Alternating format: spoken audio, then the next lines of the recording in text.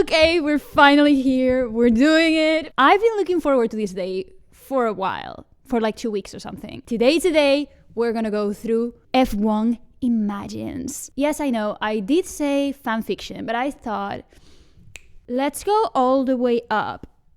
But if we want to get all the way up, we gotta start down. And what is more basic than an imaging? In case you're not familiar with the term of imagines, an imagine is, back in the One Direction days, it was a picture of Harry and there was like 5 lines on top being like, imagine Harry gets home from work, he punches you in the face. Something like that. Actually, wait a sec. I am going to check an actual One Direction imagine for this. If I Google 1D imagines, the first thing that I see is, imagine you and Harry are on a date and you're playing Chubby Bunny a different time. On your first try, you accidentally swallow the whole marshmallow and run to the bathroom and then poop it out. You and Harry look at it in the toilet and laugh, and he hugs you. Aww. So romantic. So goals. Obviously, some of them were a little bit more serious, but not really. So this is what we're gonna do for F1. I thought we can start on Wattpad with imagines right here. Then we can go to Wattpad Fanfics. We can like choose together something we're interested in. And then we can go to AO3 Fanfics. And maybe at some point we can explore plus 18. Obviously, I can't actually read anything plus 18 in here, but we can find a way around it. Some like spice. For today, we're gonna go with F1 Imagines, which I am so freaking excited. I didn't want to spoil myself, so I asked my sister to go through the links I sent her, and I was like, send me the best ones. Whatever it is, just give it to me. And we're gonna explore that. But first of all, in case you haven't noticed, this is a new fur coat.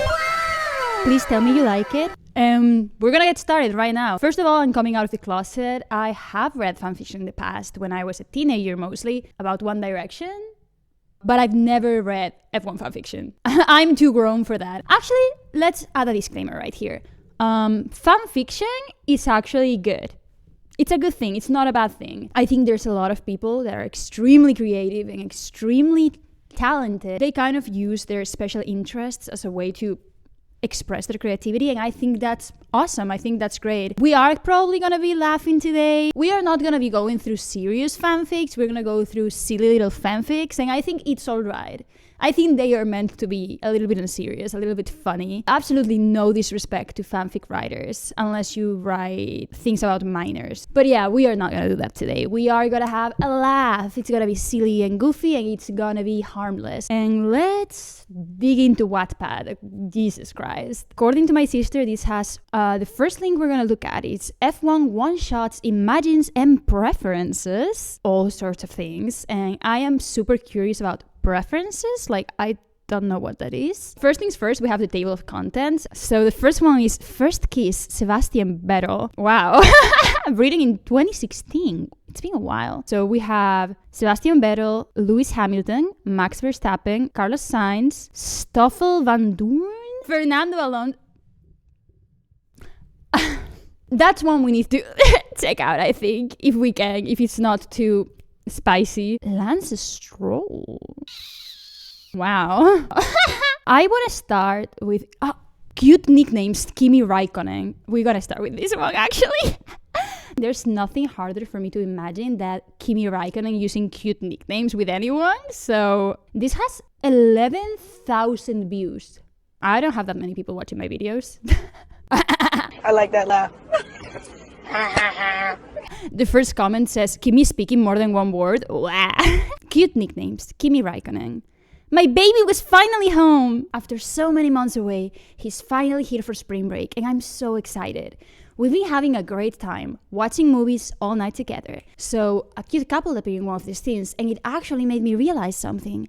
Baby, I call him. Yes, darling. I just realized that I didn't get you a sweet nickname, you know, like sugar, honey, yeah, milk, egg, tablespoon of butter, then we preheat the oven.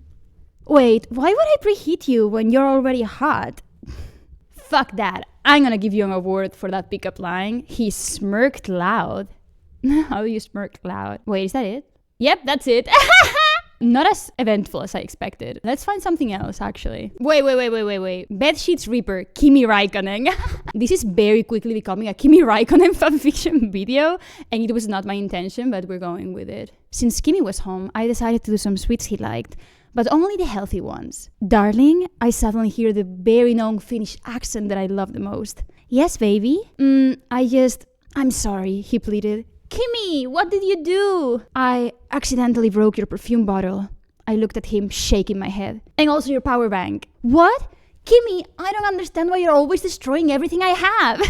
Kimi is like a dog. Today you broke my perfume and my power bank. Weeks ago, you ripped my bed sheets. You remember that you were screaming and moaning my name when I accidentally ripped your bed sheets? I'm just going to buy a new perfume and new power bank. I turned around feeling like a tomato, and he smirked.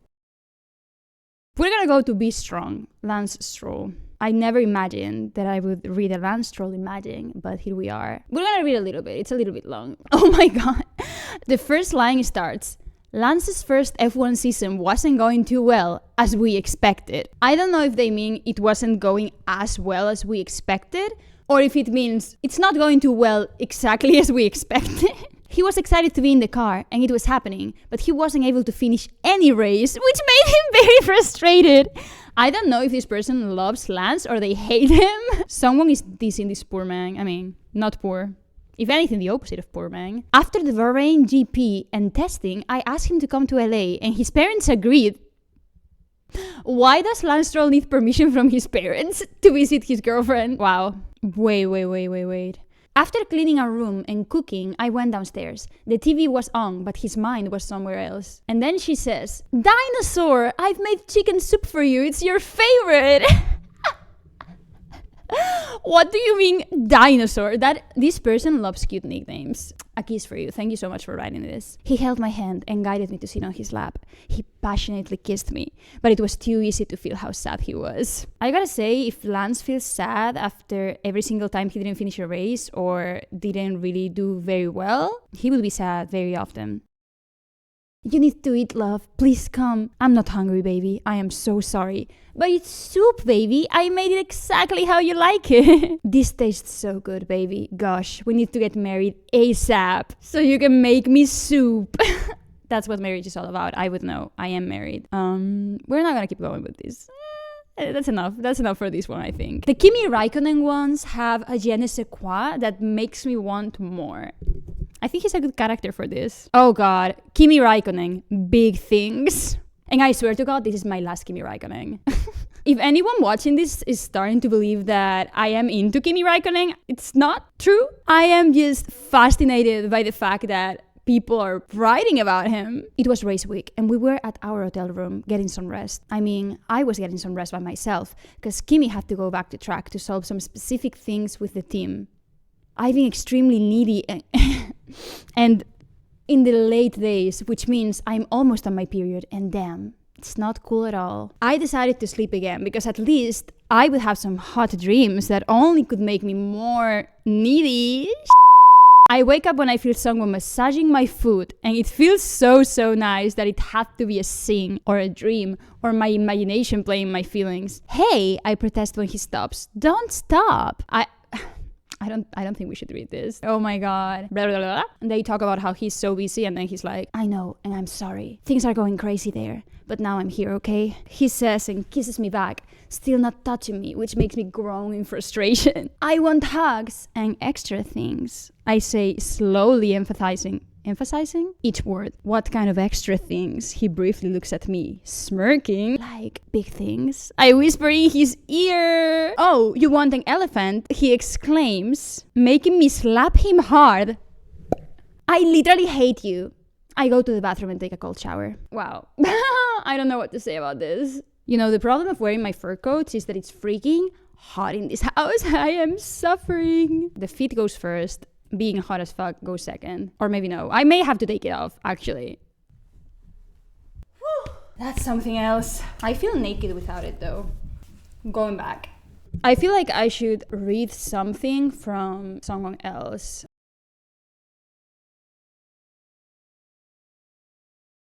As a normal day, YN, aka your name, we're gonna imagine your name is Sydney Sweeney. As a normal day, Sydney Sweeney was watching TV, especially a program about Formula 1. It kinda talked about some of the drivers, including her handsome Spaniard boyfriend, Carlos.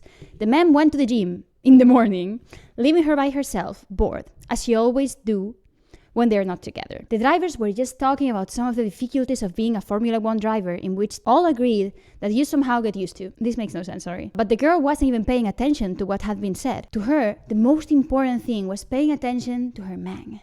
And damn, he was not only smart, but he was hot and cute. And that's what had been on her mind until the moment he got home. Carlitos! She shouts at the man the moment she hears the door click. He wasn't even inside the house yet. What? He answers, shouting back at the adorable figure sitting in front of the TV. You're so freaking hot, sexy, cute, adorable. I want to punch you in the face. These are kind of aggressive. And Fernando insists that romance is dead. He giggles, shaking his head. Okay, in this universe, Fernando Alonso gives Carlos love advice saying that romance is dead. Interesting. That is probably very disappointing to all the Fernando Alonso enthusiasts out there. I want to watch horror movies with your hand stroking my hair or down my pants. I can't decide. I would like to remind you that I have 2 hands. He starts kissing her mercilessly. Okay, let's take a shower. Wait, why last? You're the one that's been suffering at the gym, not me. Well, you're too hot for a human being, so either you have a very bad fever or... No, not reading that. I just love you so much, he says to his girl Sincere. You better do, because that's kind of why we are in a relationship. She's so quirky. She answers getting upstairs, followed by the Spaniard who couldn't hide his giggles caused by this girl. She was funny, adorable, savage, mean, very dirty-minded, passionate, lovable, beautiful, but a very perfect dream girl, and he loved everything about her, especially her crazy side. That just reminded me of like being a teenager and like, oh my god, she's so crazy, I love her. I love how it's not that Carlos is thinking these things about her. The writer, who essentially is putting herself in the story, she's saying those things about herself. I am funny, adorable, savage, mean, very dirty-minded, passionate, lovely, beautiful. That sounds like my own self-talk, honestly. You go, girl. Oh, we have to go back to the Fernando Alonso one, actually. I actually need to read that. Despite the horrors. Oh god, speaking of the horrors, little pervert, Lance Stroll. I don't think we should do that, though. Okay, the Fernando Alonso one is called Horny Spaniard, which... do with that what you may. Oh wait, this is so short. Cool. You. Hello. Who this number belongs to? Someone just changed all the contact names, damn it. Horny Spaniard. And how did they name me? You. Horny Spaniard. Him. Don't change it. You. So tell me who the mother you are. Him. I'm horny. Horny Spaniard. You. I can tell you're fucking Fernando, you little piece of Spanish shit. Him. Hi, darling. I miss you too. I don't know how I feel about this. I think we're gonna try to find one of those preferences because I'm still curious about that, but at this point I am petrified. Also, these imagines are way too long. Back in my day, the imagines were like 3 words. Oh my god. Too wet? Max Verstappen. Not doing that. Okay. Yeah. Preference, buying pads / tampons for you. We are doing this. We're gonna go through what each F1 driver, it's probably not all of them, what F1 drivers would prefer to buy for you, whether it's pads or tampons. I love my Monday morning activities. Okay, Daniel Ricciardo. Doll, this was a bit awkward. What kind of pads do you use? There are so many. What are wings? Why are there so many types? Women, I'm confused. In this one, Danny is stupid. He's dumb. Baby, it doesn't matter. Just get one from the small size. I'm so tiny and skinny and my privates are so small. But God, there's so many. It's 3 times. I know. How many different versions does a woman need? Daniel, every vagina is different. Stop discriminating. Let's see what Kimi would say. Are these all right? Adult diapers. No, Kimi, those are granny freaking diapers. How was I supposed to know what a tampon looks like? You stick a tampon up your vagina. Does it really look like I can stick that up my vagina? Am I saying the word vagina too much in this video? Max Verstappen. How many pads do you need, princess? There's a pack with 100. Will you need that many? I cannot, under any circumstance, imagine Max Verstappen saying that. You know what? Let's spice this up. I am gonna rank this in terms of how likely is the driver to act in this way, in my opinion. Max Verstappen, 0 likely. Okay. Sebastian Vettel, Liebling. Where do I find them? Probably same place where the toothpaste and all that stuff is. Alright, found it. Wait. So a man just looked at me funny. What do I do? How about buying the pads and getting home already? He's got a real smug face. What is he thinking? He's thinking that you're buying pads, so just buy them and get your ass home. This entire scenario kind of like, I guess it plays with the fact that it's weird for a man to buy female products, which is not beautiful. Nick Hulkenberg, not Nico, Nick Hulkenberg, me. Unwanted guest is here. Nick. I keep wondering why you have to go through so much. Like, damn, can't nature just text you saying that you're not pregnant? Nico is a pick-me boy. Like, I don't even know what to say. Oh god, wait. Lewis Hamilton, baby girl. Just found the blue tampons box you asked for. Thanks, baby. But you know, getting kicked in the balls hurts way more than having your period. LOL, okay, bring your balls home and let me kick them for 7 days and then we will compare. So in this scenario, Lewis gets the tampons you ask for, he calls you baby girl, and then proceeds to talk about his balls? I don't know why, but I cannot imagine Lewis doing something like that. It would be really weird. We have Mick Schumacher imagines. Not that we're gonna get into them. All of these have multiple parts. Wait. Complicated. Charlos. This is the content that I was waiting for. This is why we're here. Let's get into it. Holy shit. This is not an imagine. This is a whole ass fanfic. Wait. Snizm _ YNPOV. When I got the call that I'd gotten the job to be a part of the Ferrari pit crew, I was over the moon. Being the only woman in the pit crew, feel comfortable. I had no idea this was a thing. I can have the computer read the story to me. I don't know if I like that. You know what? I am going to kind of go through this real quick and see if there's anything worth sharing. Actually, I'm gonna cut this. So, I have been skimming through the Charlos fanfic, which is way too long to be reading on this video, but I did find some interesting stuff. Basically, why do I talk like a truck driver? Basically, the concept is that you, YN, Sydney Sweeney, are working for Ferrari. You work for Ferrari at the garage, and you are in Charles' team, and you and Charles are like besties, and you tried dating, but it didn't work out, and now Carlos joined the team, and he kind of has his eye on you, and you make him all nervous and stuff, but he doesn't know what's up with you and Charles. So he goes talk to Pierre Gasly, and then this interaction happens. So, do you know what the deal is with Charles and Sydney Sweeney? Unfortunately for Carlos, even though he thinks he's being subtle about it, Pierre smirks, knowing straight away why he's asking. It's complicated. Pierre decides to tease him a little. Carlos' head snaps to him, not expecting this kind of answer. What? Complicated? Why? All his subtlety is out of the window now. Pierre laughs at his reaction. They are really close, obviously, and they tried dating. They dated for about 4 or 5 months before they realized that they do love each other, but just as friends. They sort of dated because of peer pressure, very normal.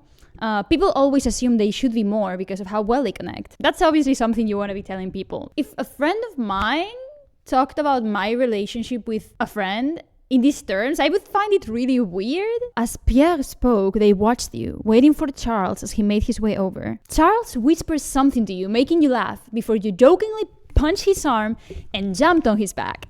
Charles had no problems with the sudden weight on his back, locking your feet in front of him before giving you a piggyback ride back to the garage. Absolutely normal behavior. I mean, they do look like more than friends. Carlos said his thoughts out loud. Oh, they are, Pierre spoke, very mysteriously. This surprised Carlos again, making him more confused. But you just said, I know what I said. Pierre interrupted him. They are not dating. They are not meant to be romantically involved. But they are. platonic soulmates, which makes them more than just friends. I just want to say, in which universe would Pierre Gasly use sentences like this? Someone needs to ask Pierre if he believes in platonic soulmates, because I have not met a lot of straight men talking about this, or even anyone. I've never met anyone talking about this outside of the internet. It might have made Carlos more confused, but all Pierre wanted was to make sure that Carlos understood that he was free to try something with you. No one would stop him, but he should be aware that Charles would always be present, a close figure in your life you'd never be willing to let go.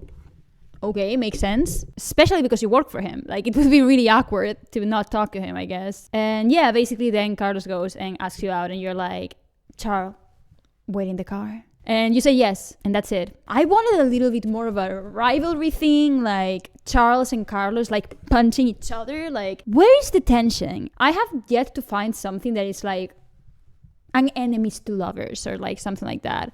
Maybe we need to dig into like alternative universe fanfics for that. So we're gonna keep it moving. We're gonna see what's up.